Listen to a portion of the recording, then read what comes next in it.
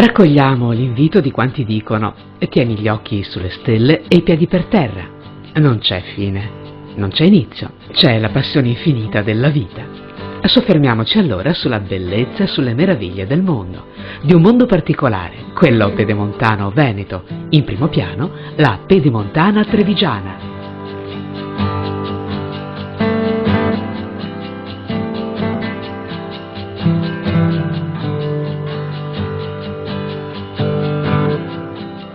Le colline dell'Alta Marca trevigiana sono un anfiteatro naturale verso la laguna di Venezia e il passaggio verso le Dolomiti di Cortina d'Ampezzo, terrazzo naturale tra Asolo e Vittorio Veneto, Conegliano e Valdobbiadene.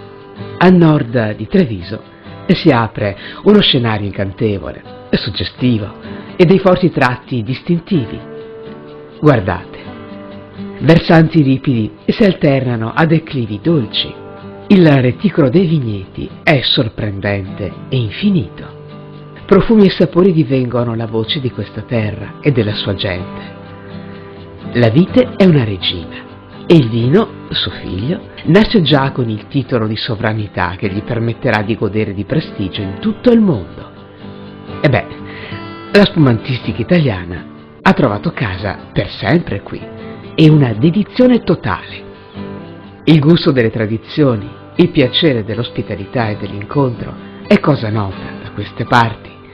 La tavolozza enogastronomica ha preparato con maestria e dovizia le sue perle, salumi, formaggi e carni allo spiedo, erbe, asparagi, fragole, lamponi, mirtilli, ciliegie, mele, fagioli, piselli, patate, castagne, marroni, funghi, miele, grappe, insomma, il ben di Dio. E per quanto riguarda frutta e ortaggi, c'è ben di più di quanto abbiamo ricordato. Il parco delle offerte non ha confini, ma alcune produzioni si sono sapientemente innovate, raggiungendo livelli di alta specializzazione. E possiamo definire la pedemontana trevigiana, oltre che terra di grande fascino, parco alimentare del benessere diffuso. Colori, suggestioni, attrattive storiche ed artistiche, sorprese e proposte spesso inaspettate, custodite con amore perché preziose, sono disponibili ad emozionarvi. Smarritevi pure nelle vallate o tra le tante borgate e paesi disseminati qua e là alla ricerca di meraviglie e delle tracce millenarie della presenza dell'uomo e della cultura forte che ha saputo imprimere.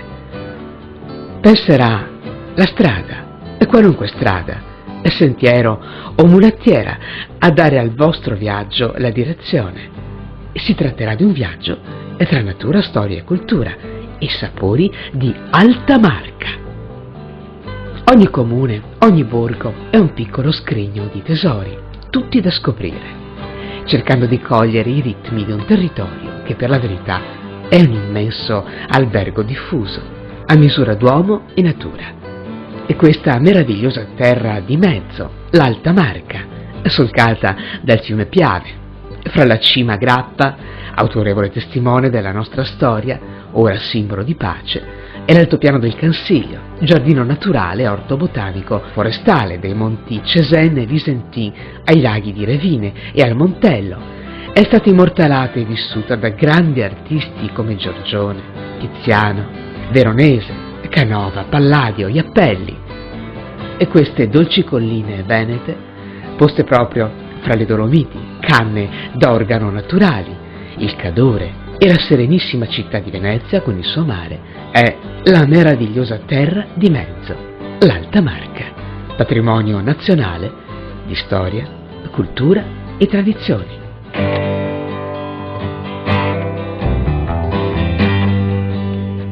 Alta Marca è anche il nome dell'associazione che dal 1993 si occupa della valorizzazione del territorio di cui andiamo parlando. Alta Marca, pedemontana trevigiana, colline del Veneto, cioè un tutt'uno che serve ed è molto importante per un turista mondiale, per un turista che è alla ricerca di benessere, buon gusto, buon senso, buon vivere. L'Alta Marca trevigiana, che è una parte della pedemontana veneta, queste colline del Veneto, questa terra di mezzo che ha saputo nel tempo offrire prodotti eccezionali. In zona di Treviso ricordiamo il Prosecco di OCG, il Prosecco Conegliano Valdobbiadene, ma anche tanti altri prodotti della terra, dalle verdure degli orti, alle erbe di campo, alla frutta, agli ortaggi, all'olio, alla soppressa, ai formaggi di malga, ai formaggi di territorio. Tutto questo abbinato ad una grande ospitalità, un grande senso della ricettività, un grande senso di accoglienza, abbinato ad una cultura, a un'arte che Cima da Conegliano, Giorgione e Tiziano hanno cercato, un Palladio che ha espresso attraverso delle fabbriche meravigliose. Ecco, tutto questo l'Alta Marca la vuole offrire ad un utente, a un fruitore, a un turista, a un visitatore, a un amico mondiale, e questo è il grande marchio d'area che vogliamo mettere sul piatto della bilancia del turismo italiano nei prossimi anni, un'Alta Marca trevigiana pedemontana veneta.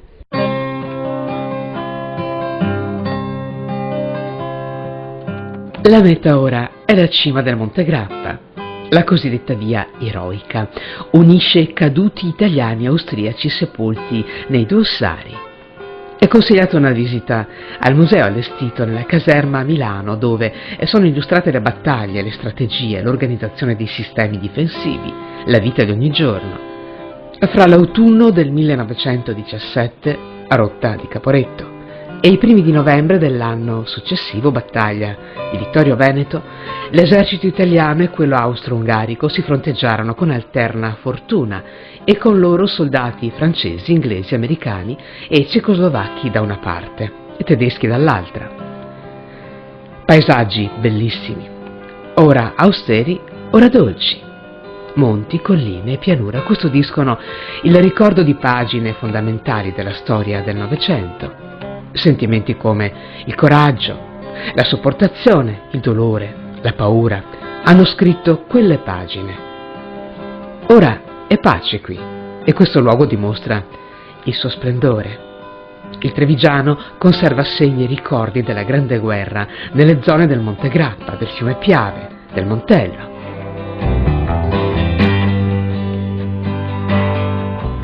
E ora diventiamo figli dell'aria come loro, pronti a lanciarsi dalle piattaforme con il parapendio. Siamo a Semonzo, questo è il decollo principale dei parapendio, da cui partono circa 15.000 persone all'anno. E chi vuole avvicinarsi a questo sport può contattare il consorzio Vivere il Grappa o l'Aeroclub Monte Grappa e chiedere informazioni per un volo in tandem. Il bello di questo sport, cosa si prova? Le sensazioni bisogna provarle. Il bello è che si vede la natura da un punto di vista diverso, nel pieno silenzio, siamo solo noi e l'aria e nient'altro, non ci sono mezzi meccanici, niente, e si galleggia nell'aria e se siamo fortunati si va anche un po' in alto e si ammira il panorama anche delle vette dietro di tutta la pianura veneta, la pedemontana. Fantastico, c'è un'età minima di accesso a questo sport oppure? Per praticarlo autonomamente ci vogliono minimo 16 anni, invece per il volo in tandem basta l'autorizzazione dei genitori, abbiamo fatto volare. E quanto serve per imparare? Per imparare 4-5 mesi nei fine settimana, e se uno può darci sotto, diciamo, può abbreviare a un paio di mesi, ma meno no, perché ci vuole del tempo per acquisire le cose, al di là dell'aspetto tecnico, anche all'aspetto mentale e di preparazione.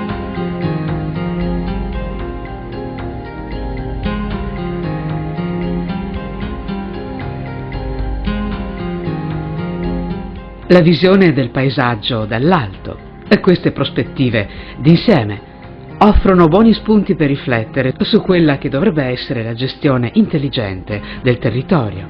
Arriviamo intanto a Crespano.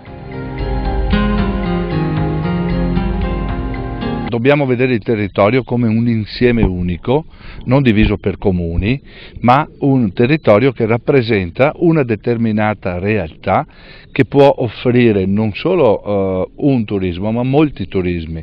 Abbiamo il turismo enogastronomico, abbiamo il turismo culturale, abbiamo il turismo sportivo, abbiamo il turismo ambientale. Questi 4 fondamentali, il turismo storico, sono dei turismi che bene si conciliano fra di loro, ed è per questo che bisogna programmarli in modo molto attento.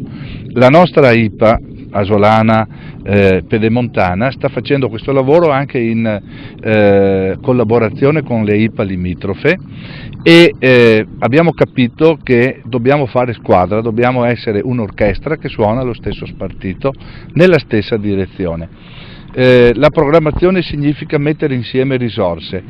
Oggi le risorse sono pochissime, però attraverso la programmazione con la Comunità Europea, con la Banca Europea degli Investimenti, con la Regione Veneto, con la provincia e con gli enti locali è possibile attingere a questi fondi europei per poter dare seguito a progetti importanti. Il buon senso deve portare a questo. I tempi sono maturi per imparare a gestire la risorsa territorio e con esso tutte le sue offerte, affinché divengano potenzialità. Salutiamo Crespano e raggiungiamo Possagno, terra del Tempio Canoviano, mausoleo che lo scultore aveva progettato e finanziato a partire dal 1819 come parrocchiale del paese natale. Nel centro dell'abitato altre stazioni importanti, la casa di Antonio Canova, l'adiacente Gipsoteca che raccoglie studi in creta e calchi in gesso e bozzetti dell'artista. La raccolta, voluta nel 1835 dal fratellastro del maestro, fu ampliata da Carlo Scarpa nel 1957 per il bicentenario canoviano. Lasciamo il luogo natale del grande artista. In scaletta ora un'altra perla pedemontana, Asolo.